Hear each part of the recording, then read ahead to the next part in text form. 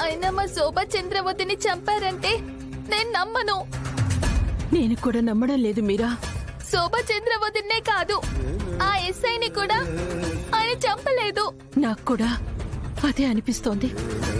మన నమ్మకాలతో పని లేనట్టే ఈ ఎస్పీ మాట్లాడుతున్నారుగా.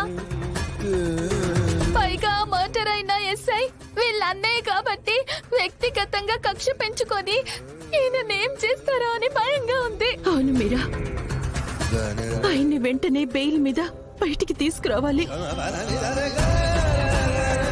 అది ఒక్క మీ అన్నయ్య గారి వల్లే సాధ్యం అవుతుంది. అయ్యో, అంటే అయ్యేలా ఉంటే ఇప్పుడు నేను ఇలా మీతో ఎందుకు మాట్లాడతాను? మా వదిన్ని ఆయనే చంపారని మా అన్నయ్య బలంగా నమ్మాడు. ఇప్పుడు ఆయన్ని బయటికి తీసుకొని వచ్చే అవకాశం మీ చేతుల్లోనే ఉంది. నేనెలా తీసుకురాగలను? మీ అబ్బాయి గగన్ కి చెప్తే తప్పకుండా బెయిలిప్పిస్తాడు.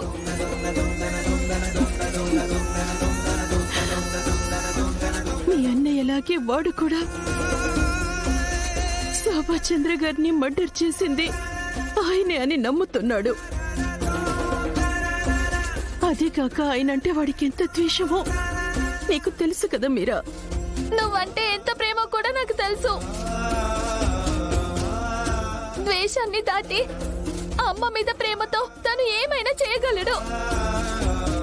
ఆయన్ని విడిపించుకోవాల్సిన అవసరం మన ఇద్దరికీ ఉంది కదా. అర్థం చేసుకోండి. అంత పెద్ద మాటలొద్దు మీరా. నేను గగన్తో మాట్లాడతాను, ఆయన్ని విడిపించే ప్రయత్నం చేస్తాను.